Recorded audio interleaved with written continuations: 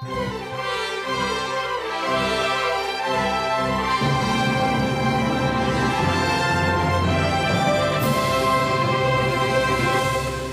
台沙丁尼气象处早起8点半发布海上警报，明仔载上接近台湾下晡解除警报。这几天西南风吹来，中南部雨会落真大。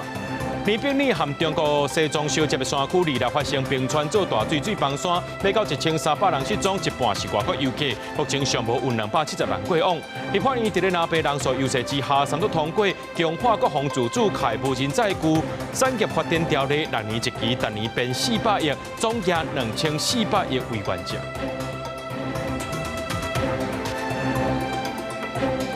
各位观众朋友，大家好，欢迎收看8月27AM 新闻，我是嘉豪。昨这东流线的船帮过好了后，煞来看山，今仔日是有正常营运的。航运公司今日表示，货运量有较济，不过受到这风台沙丁尼接近台湾的影响，坐船的人也有变少啊。气象署早起8点半时阵发布海上风台警报，预估明仔载上接近台湾，明仔载中昼呢会登陆中国浙江，预估明仔载下晡就解除风台警报啊。气象署啊讲呢，台湾等咧低压带内面，这几天西南风吹来，中南部雨会落真大准。其他地区呢，过到了后也会落雷公雨。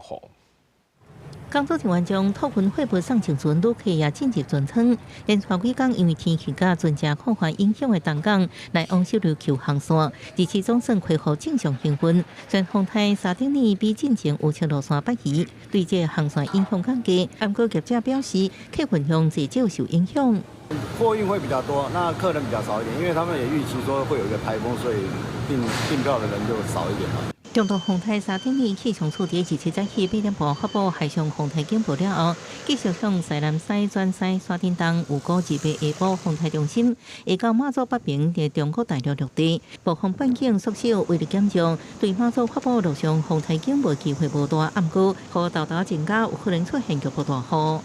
它的暴风圈其实已经接近到台湾的近海哦，所以我们持续针对它发布海上台风警报。到了明天的白天这段时间，它就有可能会登陆到中国。慢慢的，它的强度以及暴风圈都可能会有减弱或是缩小的趋势，那慢慢对我们的影响就会降低。气象处有高级别预报解读海上风台警报，也提醒台湾未来这几天，伫低压带西南风可能会中南部带来明显雨量。到礼拜六、礼拜天这几天啊，南部台南以南这边的降雨时间又会比较长，而且可能有局部较大的雨势。那因为也是低压环视的状况，所以其他地区的午后雷阵也会比较明显。气象处也分析菲律宾东边云系下礼拜依然有加强发展机会，到时阵气候环境会豆豆转做东北风，后续天气发展爱进一步较近。另外新形成的风台爱图，未来会朝向东北转偏北方向刷叮当，对台湾天气影响可能无大。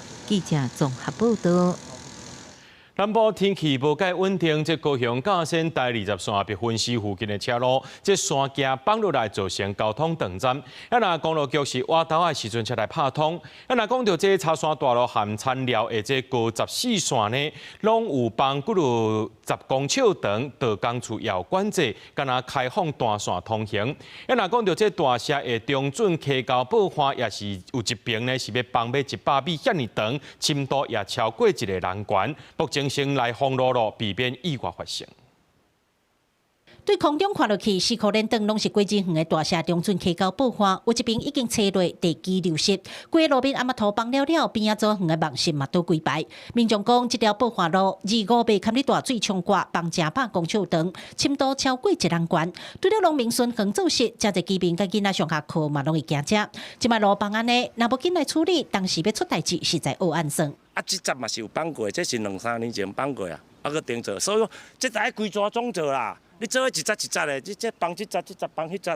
当时人若落落，生命安全要找上套啊。另外，高山的插山大路嘛出现道路崩陷，地约50公分深，长度超过50公尺。目前道工处已经封路管制，敢若开放单线通行。居民讲，这段路3公前就开始崩，愈崩愈严重。即摆出入敢若当桥倒摆，实在真无方便。他说必须紧急封山1个月，然后用好的话才开路给我们啊，造成我们也非常大的不便呐，因为我们山上里小孩、老人比较多，真的不方便。对，因为我礼拜六我要去台北，我有箱子很大，然后不能放在那个摩托车，所以我要怎么办？道路封闭期间，仅供民众以机车通行，其余车辆禁止通行。当地民众若有进出需求，市府民政局与区公所会协助接驳。高雄天气无稳定，真侪道路拢传出灾情，包括嘉善的第2365公里、25邦山才拄秋通27油国邦。公路局早起派怪手来挖道的时阵，已经开放通行。另外，残留的54线5公里道路，万一边坡出来，道路帮限超过20公尺长。都讲处26紧急封路，剩一线通行。因为要提拨中央灾害手术鉴定，伊讲年底进前会完成修复，加强边坡的挡土墙。记者柯家族邱超勇、高雄场报道。立法院今日加开议会，伫南北人数优势之下，三读通过《强化国防自主开发真再具产业发展条例》。条文有明定讲，这经费以年度来编的预算，6年一期，逐年编400亿，总额2400亿为原则。若总有必要，会当来增加。那行政院长对应台呢，落要去到立法院质疑，外界也伫咧关注讲，敢会附属相关法案呢？这对应台强调会以国家需求和国安来做考量。强化国防自主及无人载具产业发展条例制定通过。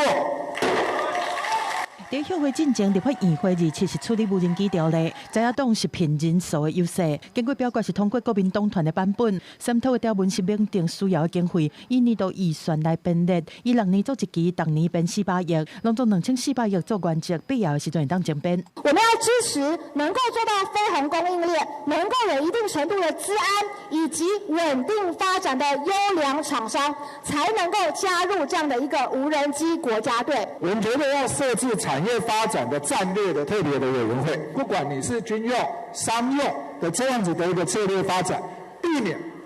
各个部会多头马车。如果这些内部的委员，他如果具备的是有身份对于国家不够忠诚的人，那这些人来帮我们的整个行政院来做决定。条文明定条例主管机关是经济部，不过涉及国防军用采购事项是国防部来主管，而且纳入正义版要求的滨海舰型无人机等3款的无人载具。另外嘛，规范经济部会同相关机关，到4年提出无人载具产业发展纲领，而且每2年要检讨修正。行政院设置国家无人载具产业发展战略特别委员会，每半年至少开一摆会，审议无人载具产业发展纲领等等。院长满意这个版本吗？行政院长杜永泰说落来去立法院来质疑，不过因为不是通过行政院的版本，外界关注敢会附属相关法案。我也很乐于看到，国会里面都能够有充分的讨论，大家交换意见。我们会在国家的需求、国家安全这个方面来慎重的考量。杜永泰表态会因为国家需求和安全来做考虑，说落来需要做整理，再和经济部、国防部等等做更加侪沟通。马化为讲，希望会当试建立行政院和立法院2院之间，在宪政特殊之下平衡和稳定。记者综合报道。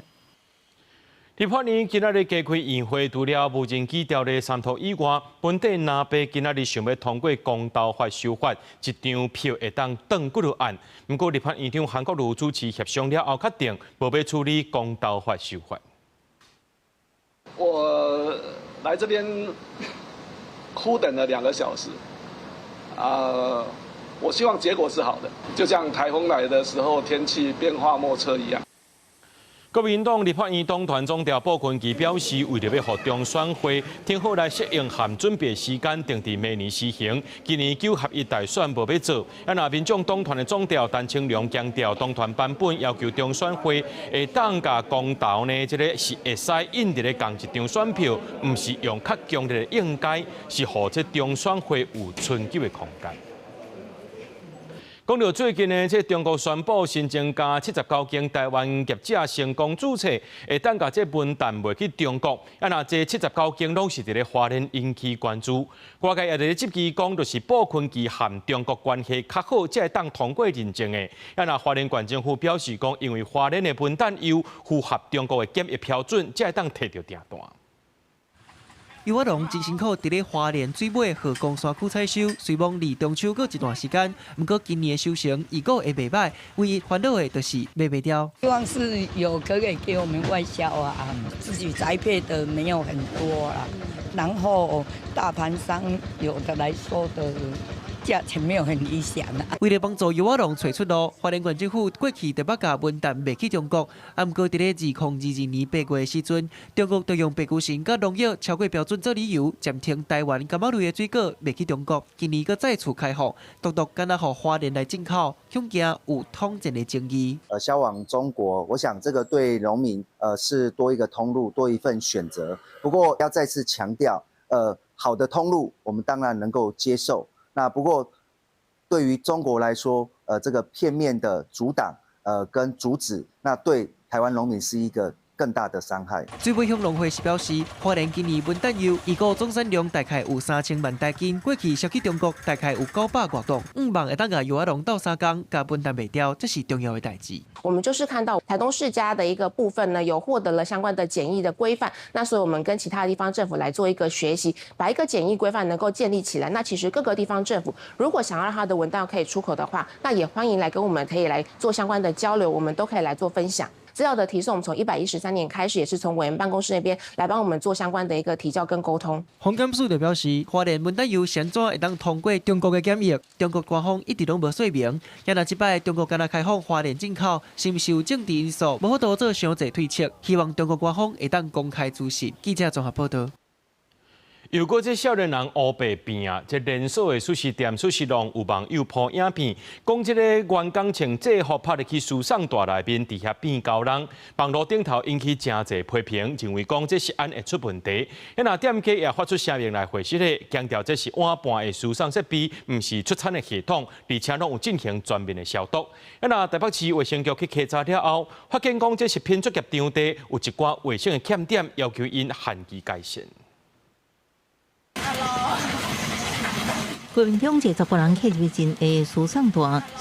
一直向前杀，过程内底传出嘻嘻哈哈笑声。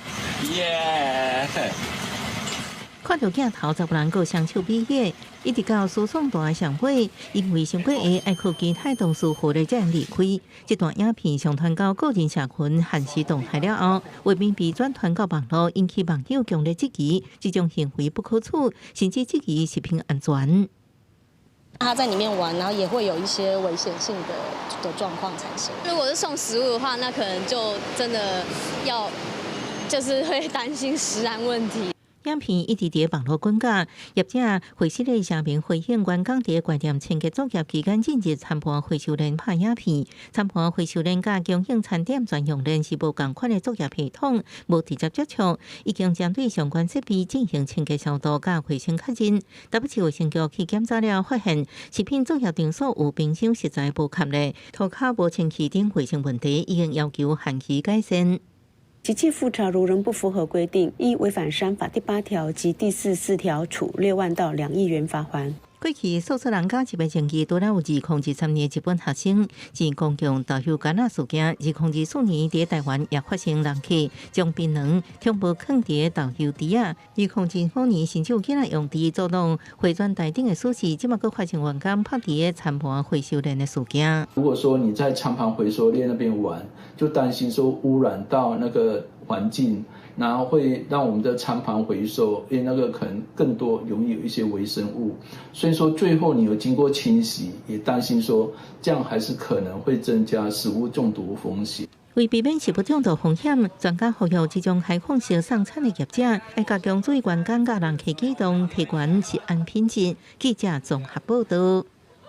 来看嘉义县某一间高中的查甫老师，互查到讲，伊对去年6月到今年5月，伫细厝的便所内面呢，用手机啊，甲学生偷翕，互检方起诉囚刑4年。检方依法也甲这个老师的名姓公开，叫做李品浩。那犯罪地点就伫咧嘉义德家和平村田寮伊细厝的所在。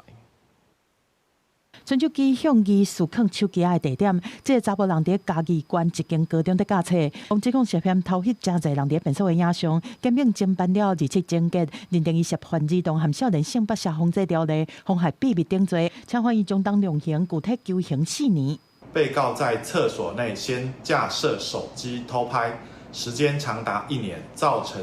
1名成年人以及9名未成年人受害，累积窃录之次数达13次。检调查出伊利用学生对老师的信任，偷翕本案的影像有13摆，至少有10个人受害。检方认定专案涉及重大隐私和公共安全，有重大公共利益，就政府资讯公开法和个人资料保护法等规定，公开查甫老师的名是李品和。嘛，公告犯罪的地点伫德家乡和平村田寮的废厝的所在。学校召开性评会以后，也组成调查小组。那在最近完成了调查报告，那建议这名教师是终身解聘。官府表示，李品和是学校的代理老师，在学校服务是有5档外，学校接到通报通知了，组成调查小组就要决定老师是终身解聘。接落来嘛会执行学校开性别会议，就性别法相关规定处理刷落来的管制作业。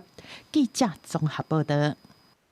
南投民间乡反分化路自救会伫咧分化路的预定地安设红外线自动翕相机，7月29和8月19拢有翕到这照好。自救会伫今仔日也公布这影像，要求县政府就要停止开发。想要到这环保局说讲呢，目前是无法度确认讲这影片的正确性，后续会以正式的数据生态调查结果为准。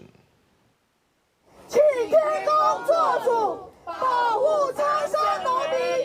民间乡反分化路自救会甲台湾照护保育协会、中华环保联盟等团体27早起，搁伫南投县本所分化路有定地抗议，因为因最近1年已经伫周围记录到保育类野生动物照护影者。今年7月中伫有定地设红外线自动相机了后，7月底甲8月中都2摆翕到照好，正是这就是照好重要的生态地。这只石虎就是这一边的独眼石虎，它应该是会穿过道路过来这边，所以我们很担心它将来如果焚化炉盖下去会被路杀，甚至会把它的栖地破碎化。民间人反对，国内所有的爱茶的这些爱好者，大家都反对把焚化炉盖在一个这么重要的石虎的栖地，这么重要的一个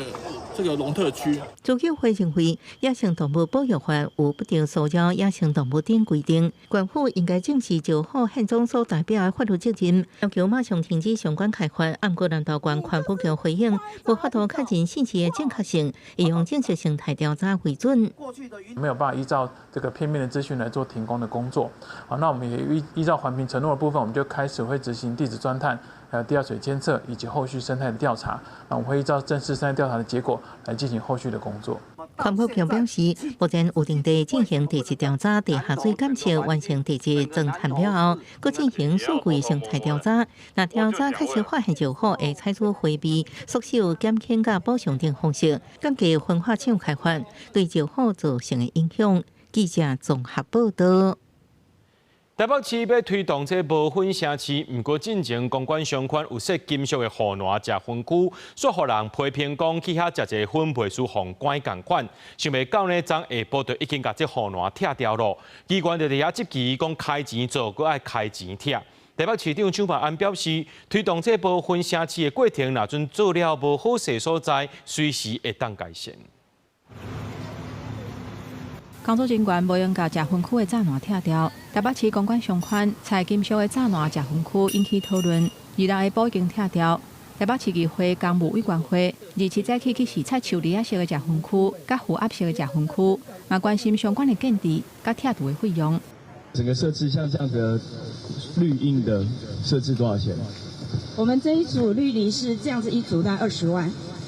栅栏式的，昨天拆掉的栅栏式呢？栅栏式的，经过了解，他们的设置经费好像14万多，这是非常的贵。那说拆就拆，你们要做，要不要就一次到位？就算是绿篱，再密的罗汉松，都还是有烟味会飘出来啊。根据了解，台北市拢总有7个栅栏式的食粉区，拢已经拆掉啊。面对外界质疑讲，栅栏式的食粉区起煞了后，搁开钱拆掉。卫生局讲，栅栏式的拢是区公所采的，市府考虑民众的观感，才会决定拆掉。无缘城市我们推出这样政策，也得到许多市民的支持跟肯定。当然，推动的过程如果有做得不够好的地方，我们也愿意虚心聆听民众的建议，那即刻做改善。台北市卫生局指出，目前指定的食薰区有封闭式甲非封闭式，拢总有267搭，包括负压式的食薰区12搭。实际探问有咧食薰的民众，因认为讲，若甲负压式的来比，像离亚式食薰区这种空气较流通的半开放式，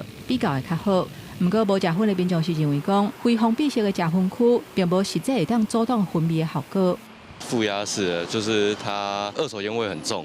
对，就是我觉得相对流通比较好，对啊，对，但是可能对不抽烟的人来说比较不友善。很好笑。它只是一个形式而已，完全没有作用。因为只要是在人多的地方设这个，都完全没这个效果。所谓的亚太跟各国的一个交流，那确实这个氯离式是很少见。那另外呢，再来是确实我本人也没有见过这样子的一个方式。林清丽补充讲，若伫室外公共场所采封闭式的食薰室，除了会互食薰的人增加2手薰甚至3手薰的危害，恐惊嘛会对摒扫的人员因的健康有败害。世界卫生组织提醒，推动无食薰的环境，爱未来才向外，先有法度室内全面禁止食薰，了后才阁推动室外定点食薰。记者综合报道。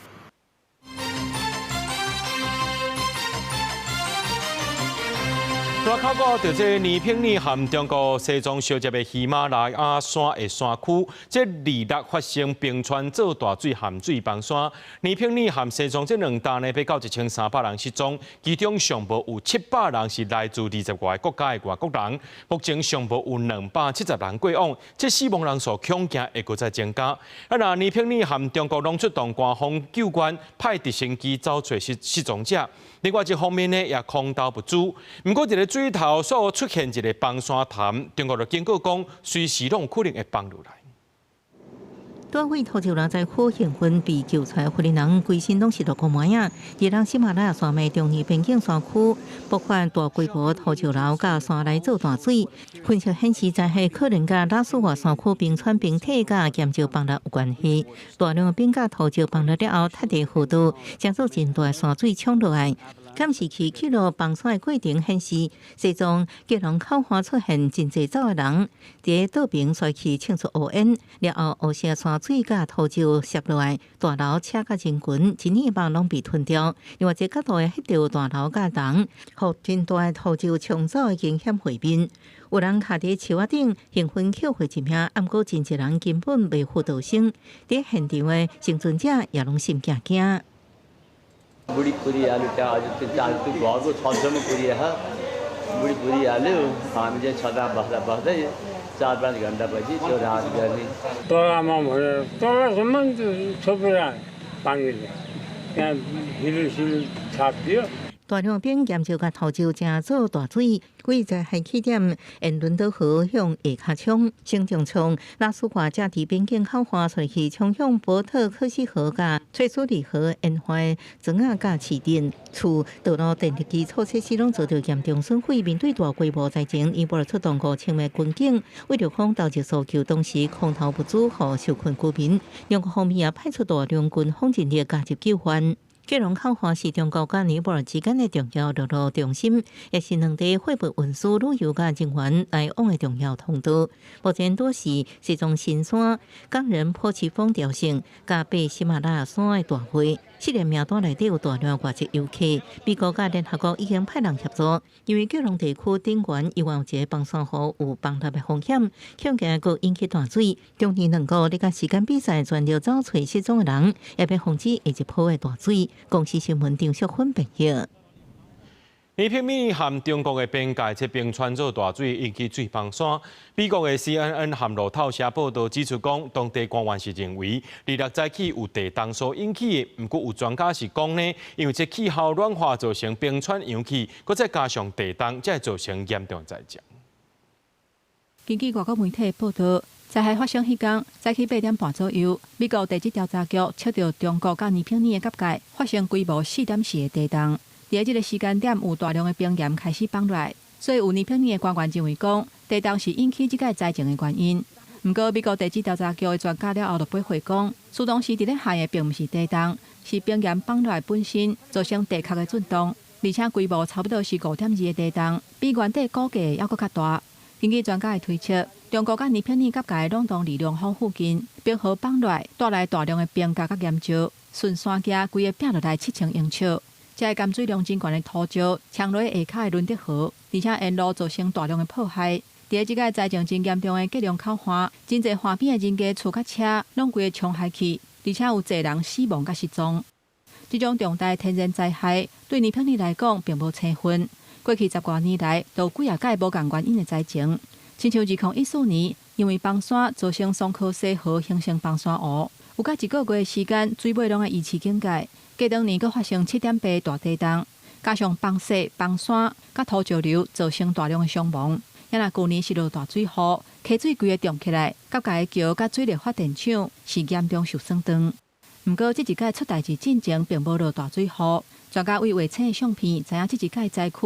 溪流的水头并无大型的冰河甲湖，所以上基本会致使冰河崩起的原因，嘛去用排除啊。因若这一届大量的冰岩崩落来造成灾情详细的原因，专家认为讲要需要几啊礼拜甚至几啊个月研究，才有法度来确定。不过，以喜马拉雅山区的地理条件，因为气候变迁长期造成冰河扬起，嘛互冰岩搁较会崩落来，造成这个所在伫咧暖化的环境之下，搁较无稳定。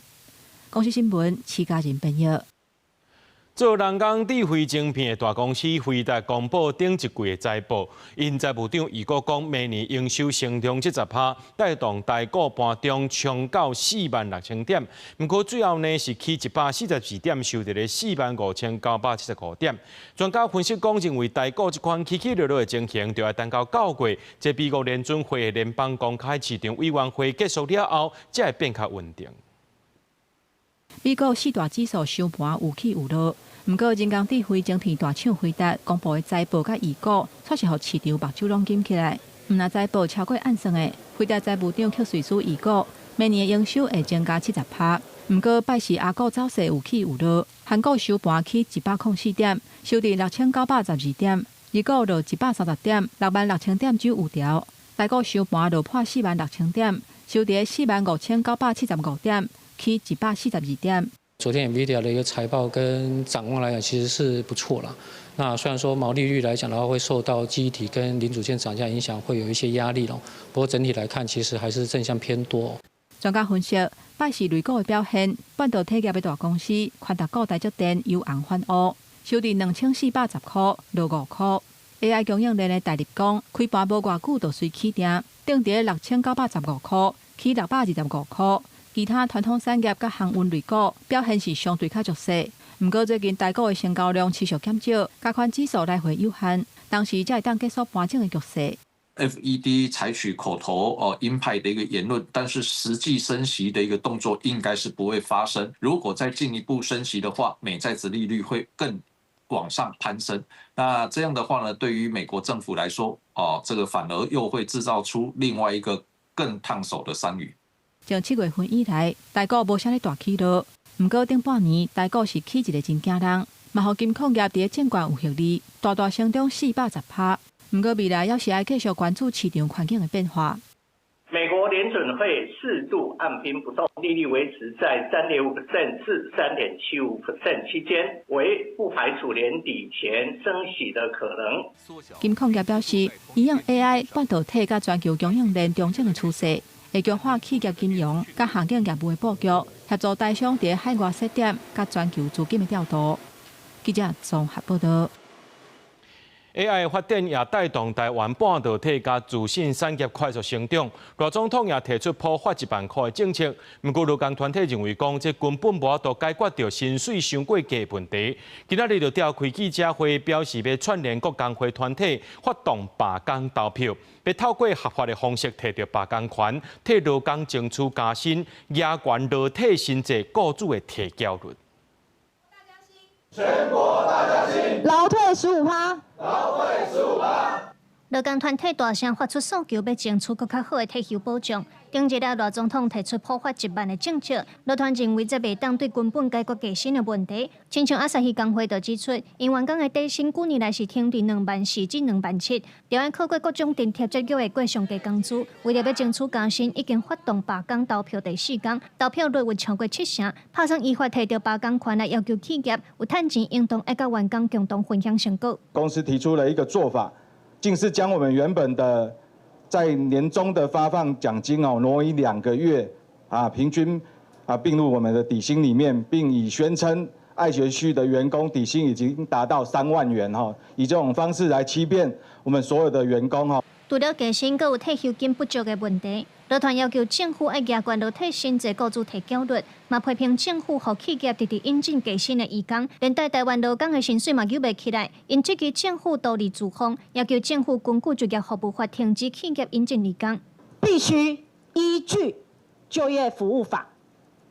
不予核发招募许可、聘雇许可以及展延聘雇许可之一或全部。针对已核发的这个招募许可，可以终止引进。目前阿萨希工会、美工工会、甲中华电信工会拢已经启动罢工投票。劳团表示，因嘛当地继续串联无共产业工会来发动罢工，有过10月会有集体行动，希望政府解决合理加薪甲退休金不足的问题。记者卢尚如、郑俊尧台北报道。卫福部规划10月推出健康码，满18岁民众拢会当参加。第一阶段呢，要来做的是这成人预防保健、癌症体检、注疫苗等等，拢甲伊列入来。那阵呢有去做这健康检查，就当摕到800点，满1000点就当换健康商品或者是服务。那总统赖清德强调，台湾已经进入超高龄社会，希望鼓励民众呢来做健康管理，和健康政策对疾病治疗，行向着健康促进，也有预防医学。专心运动，边还有教练指导动作。这个30多岁黄先生会开始培养运动的关系，就是希望会当保持健康。体能，然后肌肉量开始有点越来越差，对，然后所以就想说想要透过运动的方式，然后来提升一下自己的心肺跟肌肉的那个强度。部分年岁有愈来愈多人希望透过运动强化身体的机能，降低疾病风险。总统赖清德主持健康台湾推动委员会宣布，卫福部10月份会推出健康码，希望在日常的生活有健康的行动。将在今年10月运用创新的数位健康科技，推出健康币政策，以奖励机制鼓励健康行为，将健康行为融入日常生活。根据卫福部的规划，参加的对象爱满18岁。亲像完成健康检查，会当摕到800块的健康币，B型、C型肝炎的体检、公费癌症体检、注流感疫苗或者是新冠疫苗等等，拢会当摕到无共数量的健康币。会当换物件的条件，上少是1000块的健康币。初期会当去超商换健康概念的食品，甚至买甲寿险的业者来合作，串联外溢保单、甲健康促进服务等等。如果说有健康币的话，可以鼓励很多中高龄的大哥大姐一起走出来啊。我觉得检查吧，疫苗我觉得还是看个人意愿吧。我觉得可能对有一点年纪的人来说有动力。卫福部强调讲，未来嘛会规划结合挂伫分数的装置，或者是用 App 来记录行路行几步，而且嘛会甲对外的范围扩大到医疗、运动场馆等等，希望透过有健康的行动，到有健康币的方式。互民众有健康生活的惯习，要向增加咱国民众健康的身体、降低癌症、甲3个标准化死亡率的目标来打拼。记者综合报道。宜兰县的新界县发现讲，针对环保局家己的本所车行车记录，因山乡公所的本所车一年超速上介济，环保局就讲呢，大部分拢是伫咧本所车要驶倒转来时阵超速，才有可能是驾驶赶要下班，会要求公所加强教育训练。本所车开伤紧，直接弄起哩电火条，佮变入去残忍。为着避免类似意外定发生，宜兰县环保局有伫下来清洁队的本所车装设对撞设备，将压行车的状况。急着想要下班，所以回程的时候，他的车速会拉快一点。环保局对行车记录会当看到本所车是毋是有超速，也是黑白动车顶数据，嘛会互行车评分。根据审计室的调查，原来银山乡本色车超速、甲乌白动车等危险的驾驶行为，是排伫各个月前2名。本色车超速，伫去年1月到9月第1名的拢是银山包办，除了2月份92届，其他8个月拢超过100摆。对，老人家居多，可能又比较慢，行动比较慢。对，然后可能他们为了追赶垃圾车，然后就会比较容易。刚刚讲因开伤紧无？无啦，无开伤紧。民众对本色车的速度感受是无同，有的人烦恼，若是车速伤紧，会互民众倒本色的时阵较危险，安尼实在毋好。银山乡清洁队是表示，会积极改善，甲行车的状况纳入驾驶年底的考核，再搁甲因处罚。会针对于整个清洁队员的驾驶，他的行车的速限部分做积极的改善。那我们有发现，如果他们有那个比较异常部分，我们除了发文给各公所，请他们加强队员的一个车辆行驶安全的管理。宜兰县环保局表示，已经函请银山乡公所，甲本色车超速、甲危险驾驶的情形加强管理，落实驾驶的教育训练，佮找专业的讲师，招各公所的清洁队驾驶来上课，落实行车的安全概念。记者综合报道。全台湾有超过1万台计程车，强调规年通天拢有拍一个173叫车 App， 进前捌发生这司机甲乘客性侵，甚至是消费纠纷。最近交通部发现讲，这个平台无申请计程车的业务，要求因爱停业 App 爱落去，上济会当罚到2500万。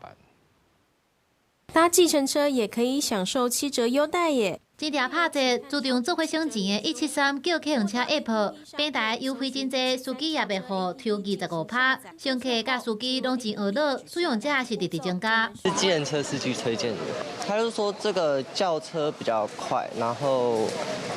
就是会稍微比较便宜一点，抽成不会比较多。就是听朋友讲，听到怎么叙述？就说有可以叫车的，然后可以打折，就这样。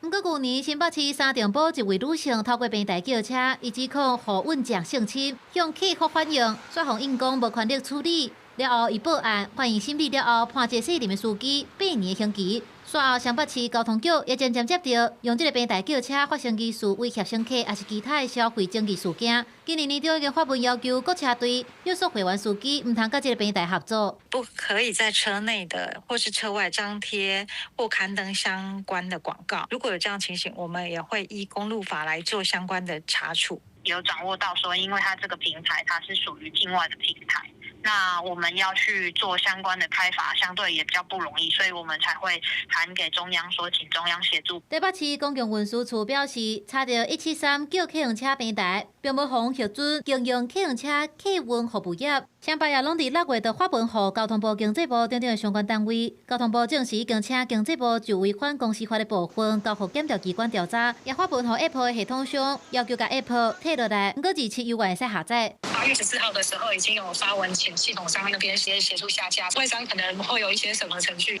交通部回应叫车的平台主管机关是地方政府，所以协助发函予系统商，也发公文予地方政府，提醒对非法的平台上悬会当依法罚2500万。记者综合报道。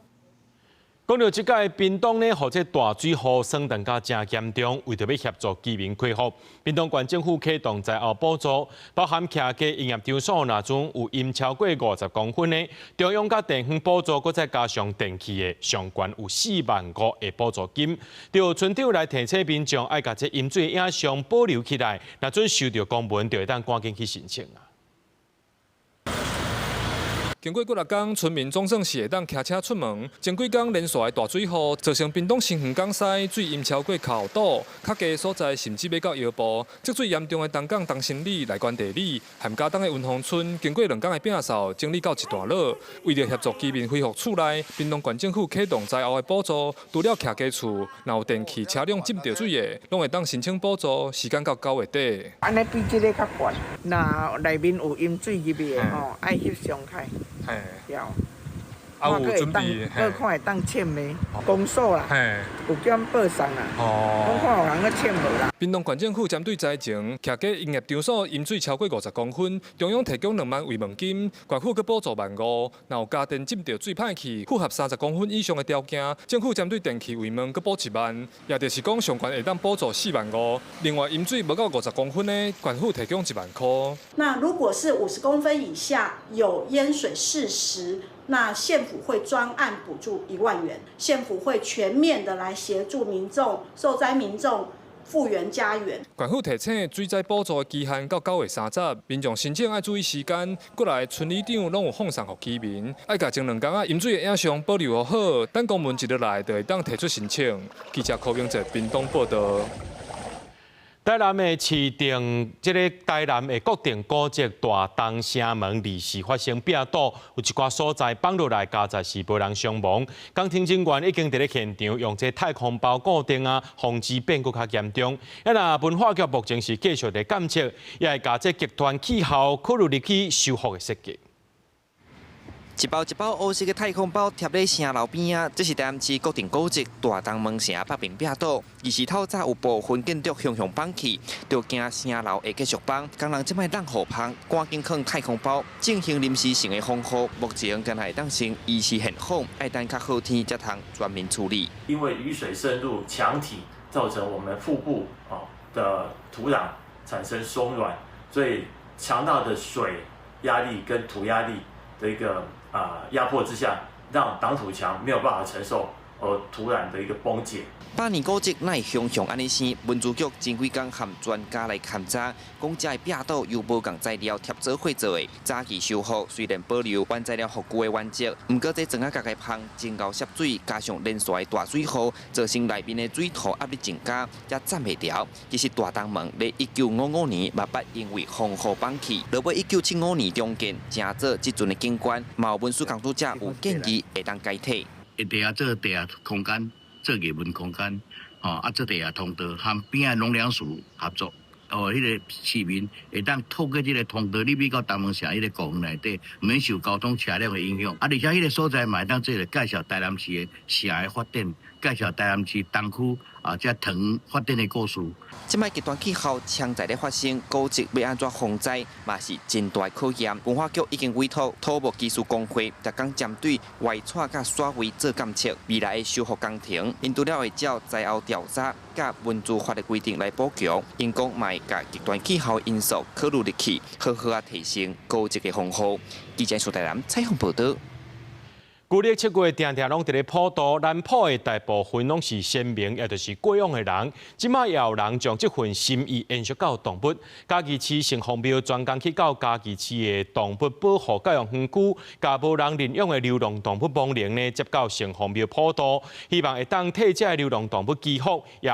提醒大家着爱重视生命的关怀。民众点香虔诚来祭拜，桌仔顶的连座写着普渡的对象。旧历7月，中原普渡，嘉义市城隍庙按传统科技举办普渡法会，除了无形的众生，阁有真侪民众摕家己较早市的宠物来做普渡。像今年比较特殊的还有比啦狐狸、猪、兔子多也来参加这个宠物领的一些超度那我也是希望说，就是如果说有这个机会的话，也可以帮宠物就是来做这个事情。法师按照仪式来上顶祭拜。城隍庙嘛专工去到嘉义市动物保护教育园区，替无人领养已经死去的龙洞狗甲猫，将因的灵接引转去城隍庙来做超度，或者无主人、无一个家的动物，透过传统的宗教仪式，会当好好送因离开。浪原本就没有一个家，然后也非常的可怜，然后经由这个善举真的是非常的好。过世之后还要继续流浪，就太可怜了。所以如果还有这种服务或活动的话，会觉得很贴心，真太棒了。为祭拜祖先到关怀动物生命，中原普渡的传统信仰嘛，大大增加社会人道的关怀。城隍庙表示，希望透过法会举办，唔但替流浪的动物来祈福，嘛希望提醒民众尊重生命，和普渡文化伫传承当中，嘛当延伸对生命的关怀。记者林慧婷，嘉义报道。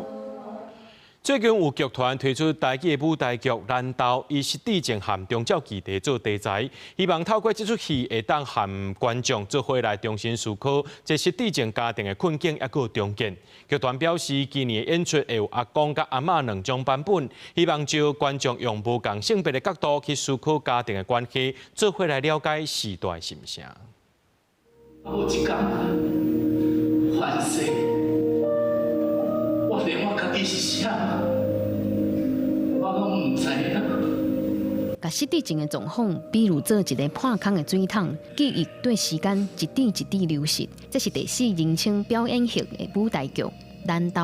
台湾已经是超高龄化的社会，剧团观察到失智症有愈来愈侪的趋势，佮加上当照有真侪困境，互因想要做这出戏来重新思考失智症家庭的困境佮重建。台词写了足好的，我感觉吼，甲咱遮老人失智的迄状况足大嘛的，有当时安尼凊彩念念的吼，你家母皮啊目屎都会流落来。 咱兜的背景是一个平凡的家庭，厝内有着失智症的时代，爸母的婚姻出问题，囡仔因为孤单自我伤害，一家伙仔虽然相爱，却也互相伤害。去年演出敢若有阿公的版本，今年佫另外推出阿嬷的版本，希望招观众用无同性别的角度去思考家庭的关系。阮家己的妈妈嘛是有失智，所以我伫这出阿嬷的版本的故事内底，就看到。 阮一个为少年一直为了家庭付出打拼，忍耐一世人的查某人，到老的时阵，伊失智啊。剧团也讲，这出戏是用全台语演出，特别有请台语顾问来协助剧本的翻译，甲指导演员的发音。有真侪演员是袂晓讲台语，就是硬调，当然结果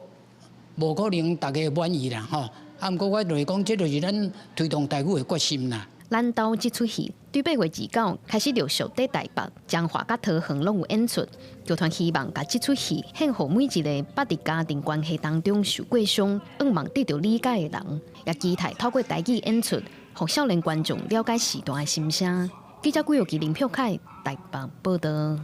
来看这条新闻，这婴儿红红幼幼一出世就来过往，有影是足可怜的。这巴基斯坦的首都伊斯兰马巴德一间公立病院的妇幼病房呢，2日透早发生火灾，造成14个婴儿死亡。教授就批评讲，这救援的过程上过慢，病院拢无得应变。不过官方呢也公布监视器的 画面来回应因的指控。巴基斯坦总理谢里夫随下令追查，要求讲24点钟内就要提出初步的报告。证词真激动，失去囡仔的老母甲为李阿靠来向病院讨一个答案。 मेरा मुतालबा ये मुझे इंसाफ चाहिए कि वो आग उन डॉक्टरों को क्यों नहीं लगी वो आग उन डॉक्टरों को क्यों नहीं लगी वो डॉक्टर क्यों वहाँ छोड़ के गए एक नर्स एक डॉक्टर एक गायनी के डॉक्टर एक बच्चों का डॉक्टर पूरे वार्ड में कोई 当地時間拜三透早6點45分，伊斯蘭馬巴德一間公立病院的婦女嬰仔病房熊熊着火，家屬甲看到的人表示，事當時病房稱高煙。 婴仔房一寡出入口疑似互鎖掉的，也是管制，因为真紧急，民众只有是甲门窗落互破，举楼梯协助调伫内底的人逃出来。短短几分钟，14个原底搁咧欢喜迎接新生命的家庭，却随爱面对囡仔不幸死亡的噩夢，有的才出世1天，也是3天，甚至也未符合名。 जामिया की गफलत है देखें इतना बड़ा वफाक में इतना बड़ा हॉस्पिटल है इनके पास इंतजामात तो होने चाहिए हंगामी हालात में कि लोगों की मासूम जानें चली गई हैं तो इनको इसके ऊपर तवज्जो देनी चाहिए कि देखें इतना बड़ा 巴基斯坦卫生部长卡马尼表示，院内监视器翕到空调设备附近先走出火星，因为真侪婴仔拢爱用上锁的设备，火势可能因为上锁烧甲搁较严重，烟管线随着断开。 另外，家属批评伤慢救援，高一期火灾发生的时，医护人员无伫现场。卡马尼否认这件代志，强调监视器显示，苏东市病房阁有2位医师甲2位护理长，阁4个人走出去讨救兵。院方是表示，出入口平常时有人看守，是因为以早发生过偷抱婴仔的事件。巴基斯坦的总理哈里夫除了对14位婴仔表达深深的哀悼，也赶紧开始追究责任。当局也成立调查委员会。 由伊斯兰马巴德地方行政部门展开调查，要求24点钟内提出初步的事故报告，厘清导火原因、救援敢有延迟，也有病院敢有管理的疏失。公司新闻陈秋梅编译。艺术家草间弥生伫工作室27公布，草间弥生伫14因为器官衰竭来过往，食到97岁。伊自细汉就互这幻觉困扰，说甲这圆点网仔图形画做独有的艺术语言，就算伊长期以来住伫咧精神病院，有关是继续创作。洪叫做是真实行的艺术大师，伊原版圆点含镜面的装置，互伊真有名的日本艺术家草间弥生，14伫东京一间病院，因为多种器官衰竭过身，享基寿97岁。伊一世人拢甲别人眼内的密孔元素，转化做是水饺佮特别的艺术语言。圆点网形的图、金龟，含看起来毋知影倒位是上尾的无限镜厝，即摆已经变做全球拢真熟悉的视觉符号。草间弥生是1929年伫日本中野县的熊本出世，自细汉就受到家庭冲突的困扰，差不多10岁开始看到一寡假影，眼前常常出现一大堆圆点、网仔形的图含闪光。伊并无假无这的经验，颠倒是甲画笔摕起来，甲假影拢画落来。28岁的时阵，伊去纽约发展，毋但是画图，阁做雕塑、装置和行为艺术，而且投入反战活动，伫男性主导的艺坛内面行出家己的路。马峰认为影响包括安迪沃荷在内的同时代的艺术家。毋过开始变有名了后，伊的精神健康嘛开始出问题。草间弥生伫1973年的时阵返去日本，1977年的时阵自愿去住精神病院。收落来几十档，伊逐工拢是专车接送去附近的画室创作。Kusama is such a special artistic perspective. The exhibition is at the same time entertaining and touching, and that's very rare.It's very entertaining and very touching. 对使人不安的一大堆的圆点，到充满奇幻感的镜面的空间。草间弥生美术馆的声明表示讲，一直到生命的上尾一个时刻，草间弥生拢无停止创作。即马大师过身，但是伊留落来无限宇宙，同款会伫世界各地持续延伸。公司新闻新录播编译。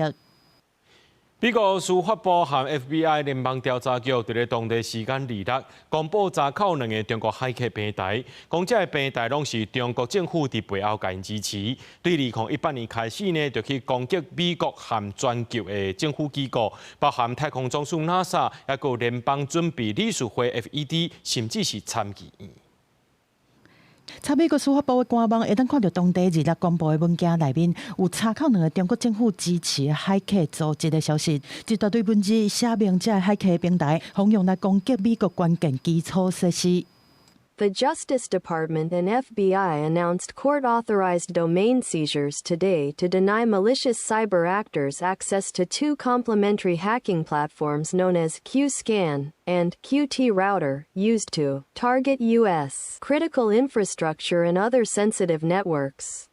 公告指出，讲这2个海客平台是一个号名做 QTFY 的海客组织创立的。这个海客组织是中国的南京新古为网络科技有限公司请的，客户是包括中国国家安全部和中国人民解放军。至少对2018年开始，就针对美国和全球民间政府机构做目标，对因进行网络攻击，包括 NASA、美国太空总署、FED、美国联准会、能源部、司法部、卫生和公共服务部、美国国家卫生院和美国参议院。美国和南韩的4间企业拢是受到入侵活动的目标。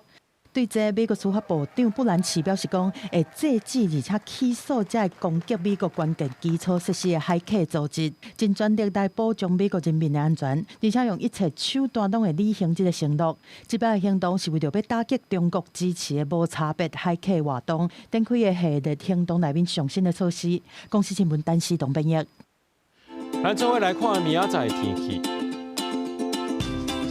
基隆、台北、桃园、新竹对27度到36度。苗栗、台中、彰化、南投、云林对25度到34度。嘉义、台南、高雄、屏东对25度到31度。宜兰、花莲、台东对26度到34度。平遥、金门、马祖对26度到35度。节目最后，感谢各位观众朋友收看今日暗新闻，我是嘉豪，明仔载暗时7点再相会。